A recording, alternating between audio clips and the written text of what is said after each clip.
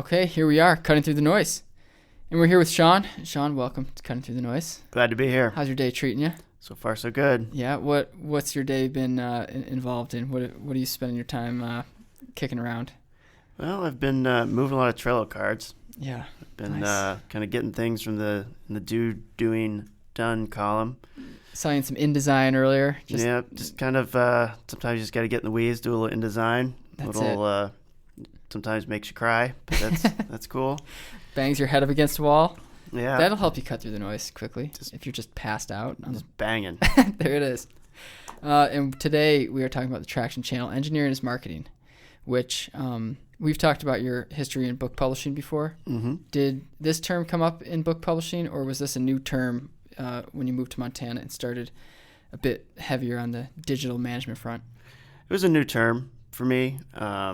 The concept is something I'm familiar with, but it was a new sort of term. In book publishing, there's not a lot of marketing jargon that's kicked around, and not a lot of things have names. So it's You just kind of execute, or what do you yeah. mean by that? It's just it's more of an idea-driven type thing. Okay. And things don't necessarily fit into buckets or verticals like that. Yeah, but you're familiar with the concept, and can you think of an example in book publishing for our listeners to latch on to say, okay, I get what engineering as marketing is, or maybe any example, I guess. Yeah, I mean, something I like to equate it to this sort of choose your own adventure sort of model. And a lot of times with fiction, maybe it's science fiction, we do sort of this quiz where it was, it's like when you read a magazine, it's like, what kind of horse are you? But we would do this thing where you check off boxes and it would tell you which character in the book you were. That's something that works really well for sort of teen type books, especially you get it on social media and, you go through the quiz, you get it. And, there's a link to buy the book. There's a link to share with your friends. And it's like, hey, look, I'm this horse.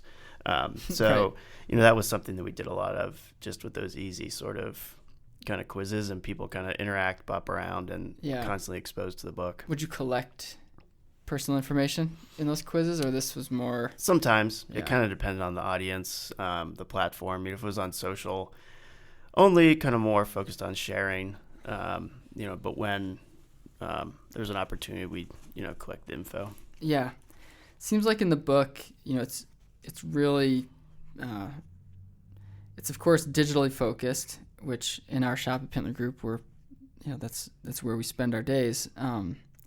They use a couple of examples, but it seems like from a definition standpoint, I just wanted to read.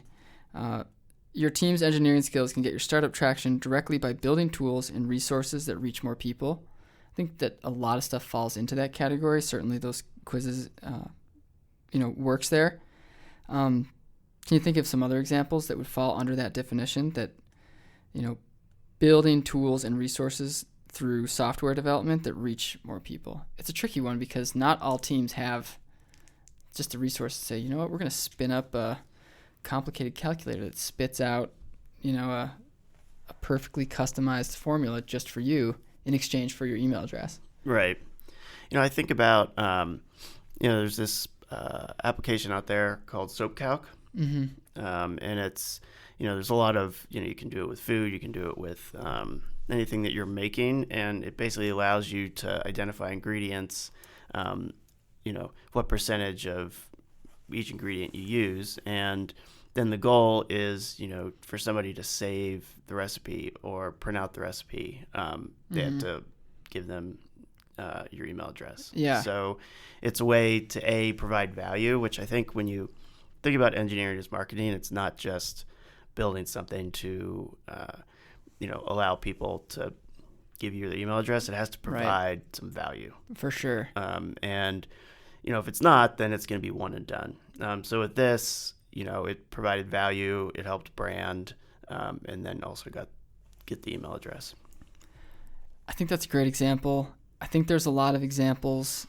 Like you mentioned, we're not just building this to get an email address, we get some value. We work with a lot of businesses, and sometimes we try to distill in under 30 seconds, what exactly does this business do, and what problem are you solving?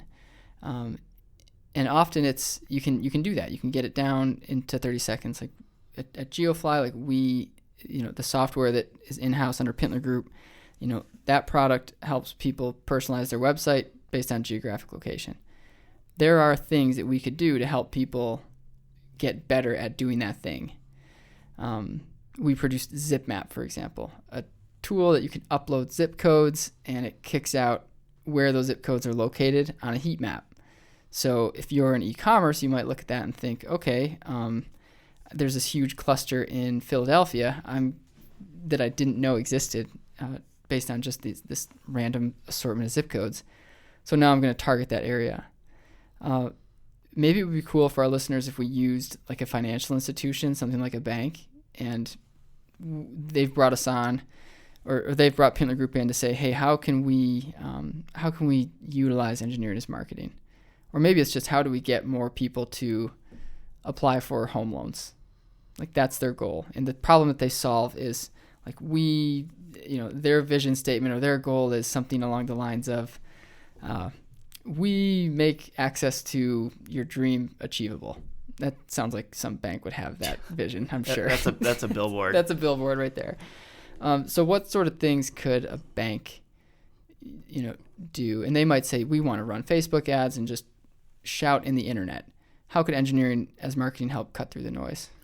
I think something that comes to mind, especially from a real estate standpoint, is building out a very robust mortgage calculator. And, all the, websites have them just like on Zillow and places like that, but not all banks have them. Yeah. Bank financial websites tend to be a little static. But I think there's value in, entering information that then sort of spits out locations that fit maybe your price range. Yeah. So you're saying I'm looking for, a house in this sort of range, and then it'll reverse it and kind of kick out and say, well, this neighborhood near you, the average price is this, right? And so it's not just enter how much it's going to cost and we'll tell you how much you're going to pay per month, but it just really outlines things a lot more, and it can use data and right there have what average property taxes are and have what utilities cost. And like I said, all of this is on Zillow, but to actually bring people to the bank when they're starting to think about a loan could just provide a lot of value. Well, and other platforms might have a mortgage calculator, but imagine putting out, we've talked about display advertising, we've talked about paid search, we've talked about paid social, organic social. Have we talked about organic social yet? I don't think so. I don't think we've done that one just yet. But all these channels where, okay, now you have this tool, it's in-house, it's your calculator, it's the Bank of Montana or whatever it is. You can promote this now, and instead of click to our homepage to read more about our board of directors, it's, hey, click on this mortgage calculator to get something of value. Right. So you can sort of repurpose your engineering as marketing. Don't just, of course, put it on a website, 5 links from your homepage, and hope that people find it.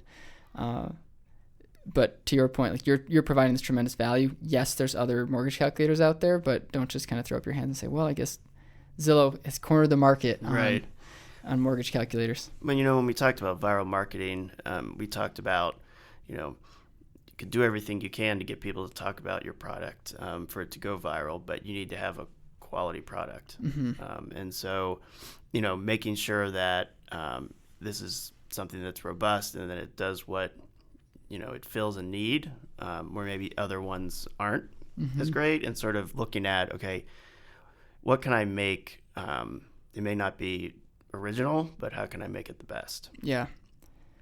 What do you make of like a university that wants to do a virtual tour? Is that engineering as marketing? What would that be? What would that fall under? They drop big money on these things. Virtual tours. Or what if a bank, people might not be able to travel here, so we want to do a virtual tour, and they hire a 3D cinematographer to come in and do this bit. What would that fall under? I don't know. Content is... Maybe content, maybe... Content marketing. Not a big fan of virtual, those kind of things. Yeah. It seems like the experience is lacking. Yeah. I mean, you're always going to be missing on You just kind of click around. Yeah. It seems to be a big business, and I don't know what traction channel it falls under. Maybe it's not a traction channel for a reason. Like, don't do it. Yeah. Stay away from virtual tours. Traction channel weird. Traction channel weird. The 20th hidden traction channel. Have you had experiences with engineers marketing that you have found delightful? That's a good question. Ones that say, every once in a while I'll submit something and say, oh man, that was really good. Like, they got my email, they got my phone number. Now there's an email in my inbox with something of value. Gated content, not necessarily engineers marketing, doesn't require development skill to build. Yeah, I like gated content. That's something that I used to do a lot on Facebook. Yeah. Until they made it that you couldn't. But sort of spin up a tab, and you have to like the page to reveal sort of the content. Yeah. I think something that we've done and that I've also sort of interacted with too is just submitting my email address to get a white paper or to get a free ebook, which I think is nice. It's easy. Yeah. You can make them real complex, like the choose your own adventure type model, but at the same time, I think, while it's not crazy engineering, when you're thinking about it as somebody's giving you something in return for something, I think is important to think about.